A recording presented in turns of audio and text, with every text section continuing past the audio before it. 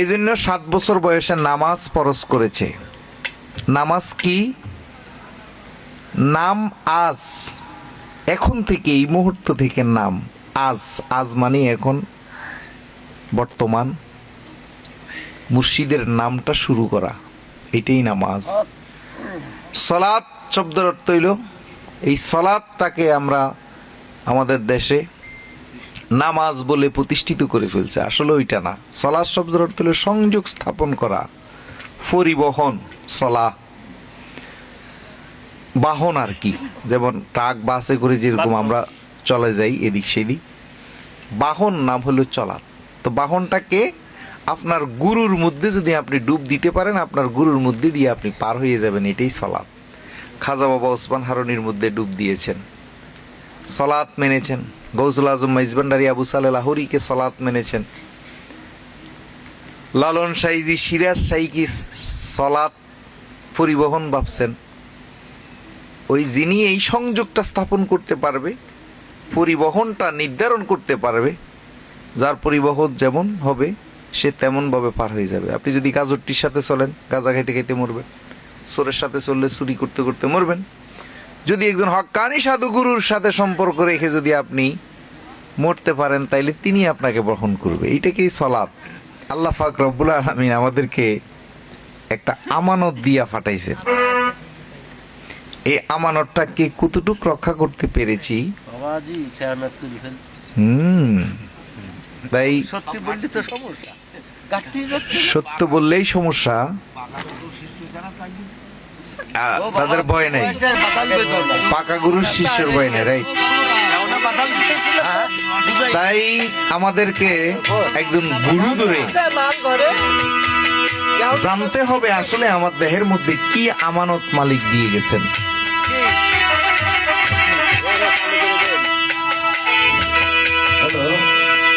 মানাই সদাগর,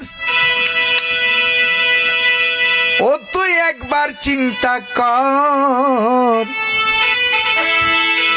গাটে আইসত কত পুঁজি লইয়া রে,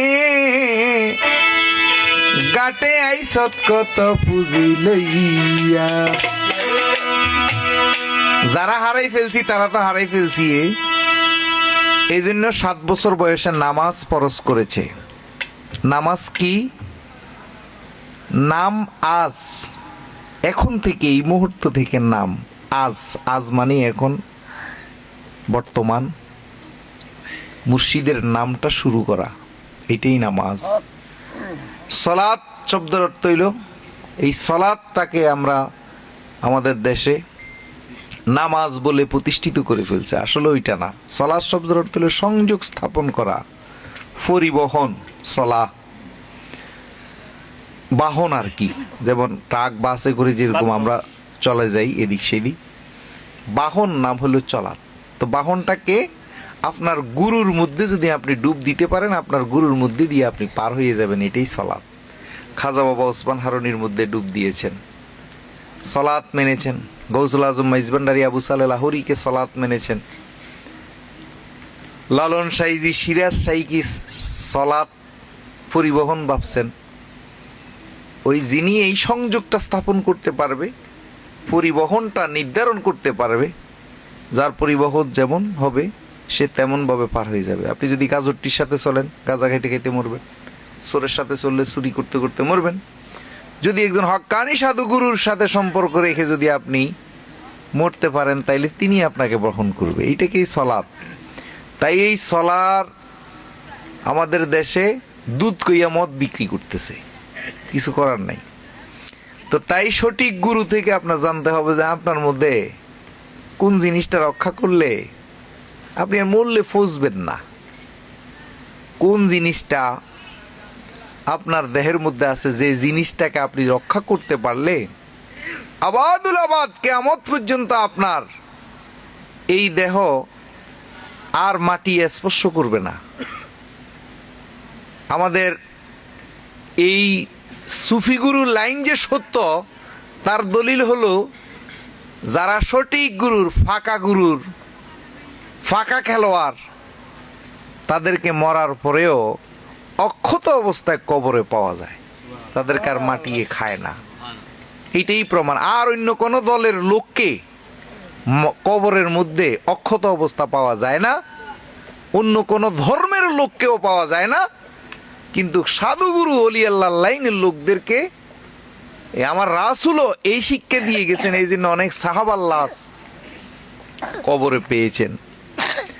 তাই আমরা অনেকেই গুরুর সাথে হবে আত্মার সম্পর্ক, নফসের কোনো সম্পর্ক নাই। আবার গুরু কার লগে নফস সম্পর্ক করছে সেটা আবার ভক্তের দেখার বিষয় নয়। নবী 11টা বিয়ে করছে, তাই নবী কোন খেয়ালে কোন বিয়ে করছে এটা নবী জানে। তাই বলি আমরা যদি ভাবি যে নবী নফসের জন্য করছে, না না না, নবী নফস ব্যবহার করছে। দলিল আদিল্লাতে পাওয়া যায় 3 বার ওনার জীবনে উনি সঙ্গমে গেছেন, 3টা সন্তান জন্ম দিছেন। তাইলে বুঝা গেল। যেমন আমি গোলাম মঈনুদ্দিনের সারা বাংলাদেশে আমার অনেকগুলা সন্তান আছে যেগুলার এই নিবন্ধন আমার নামে, কিন্তু আমার সাথে ওই নারীর সাথে দেখাও হয় নাই। তো বলে কেমনে? ওই যে সৈদি খাদ্দামার কাজে যায় না, তো ওখানে তো দাসীর সাথে ওরা দাদা নানা নানি ওই বাফে সবাই দাসীর সাথে থাকে। তো থাকতে থাকতে তো সন্তান চলে আসে, ওই দাসীকে আবার সৌদিতে কুয়েতে ডুবাইতে রাখে না, তো এগুলারে দেশে পাঠাইতে। আমাদের দেশের একটা বড় সমস্যা হলো অবৈধ সন্তানদেরকে রক্ষণাবেক্ষণের কোনো স্কুল কলেজ বা আশ্রম নাই। যেমন বাইরের রাষ্ট্রে কুয়েত, আমি নিজেই কুয়েতে পার্ট টাইম জব করছি। একটা জারস সন্তানের অবৈধ সন্তানদের একটা কলেজ ছিল, ওইটার জেনারেটর মেনটেনেজে আমি কাজ করছি। কমপক্ষে 1-2 হাজার সন্তান আছে, মানে এদের কোনো বাপ নাই।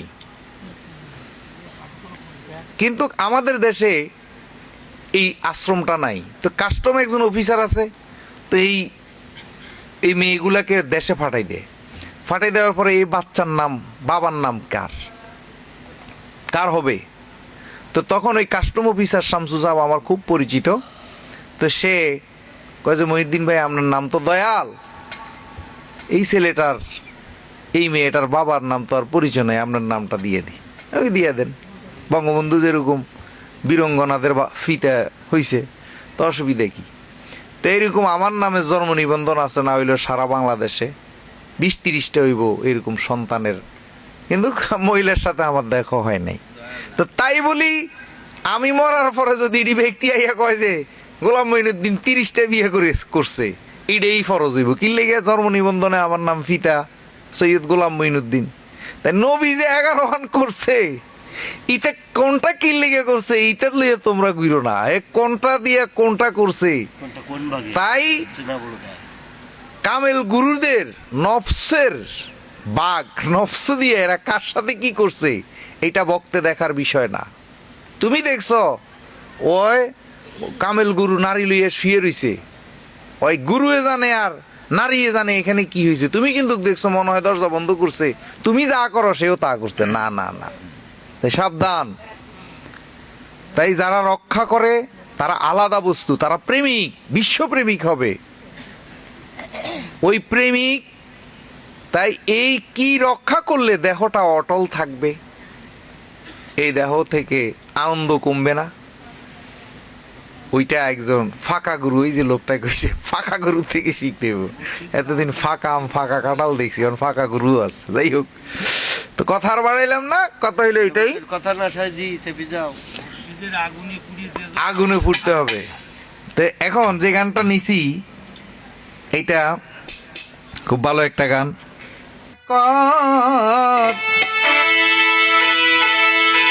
গাটে আইস কত পুঁজি লইয়া রে,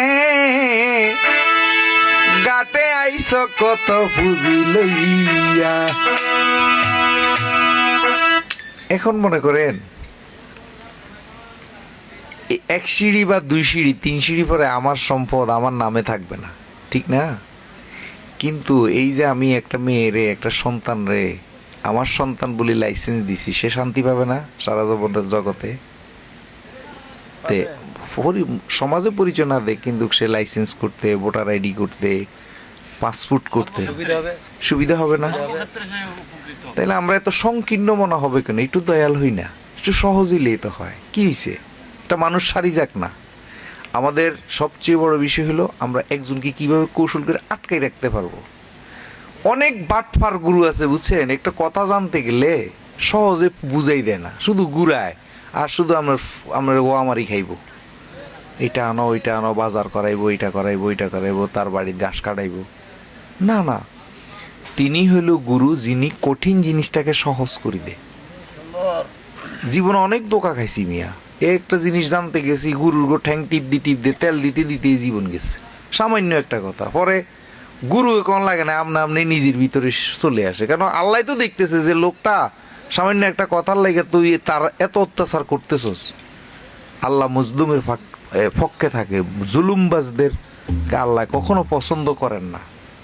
তো তাই সহজ করে সবকিছু সহজ করে দেখেন, দেখবেন যে পৃথিবীটা খুব সুন্দর।